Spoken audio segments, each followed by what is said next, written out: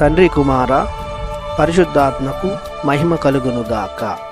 ఈనాటి జీవవాక్యం. సత్యస్వరూపి ఆత్మ వచ్చినప్పుడు మిమ్మును సంపూర్ణ సత్యమునకు నడిపించును.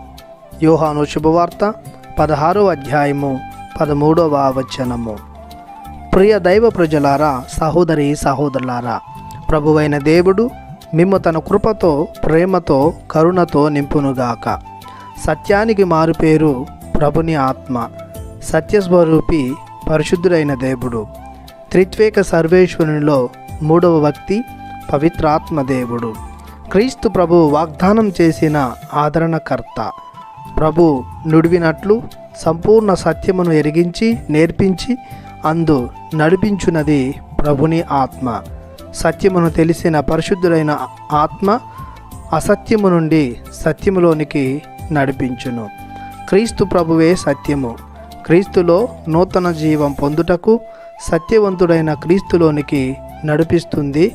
సత్యమును గూర్చి ఉన్న ప్రతి సందేహాన్ని నివృత్తి చేస్తుంది ప్రభుని ఆత్మ.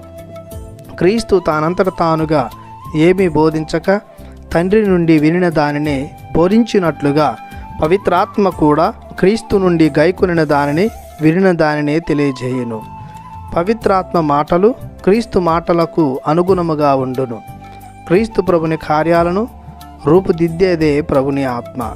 పవిత్రాత్మ వసుగు జ్ఞానం, బుద్ధి, తెలివి వలన మనలో అజ్ఞానం, అవివేకం, అసత్యం, అరాచకం క్షీణించిపోయి వెలుగు, ఆనందం, ఆత్మీయ అనురాగం అలవడుతుంది. చెడుకు చీకటికి చోటు ఉండదు. అప్పటికి మనం జ్ఞానస్నానం స్వీకరించడం ద్వారా మనలో పాపశాపాలు గతించాయి.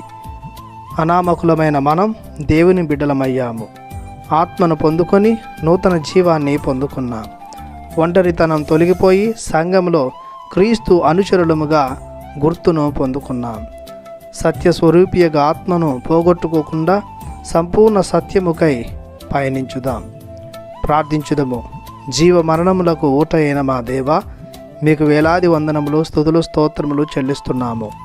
మీరు ప్రేమతో మీ కుమారుని తరువాత మీ ఆత్మను మా మధ్యన ఉంచి మమ్మ సత్యమునకు నడిపిస్తున్నారు. మేము మీ ఆత్మ ప్రేరణతో సత్యాన్ని గ్రహించి జీవించే వరాలను మాకు దయచేయమని యేసయ్య పరిశుద్ధ నామములో ప్రార్థిస్తున్నాము పరమ తండ్రి. ఆమెన్. దేవుడు మిమ్ము దీవించునుగాక. ఆమెన్.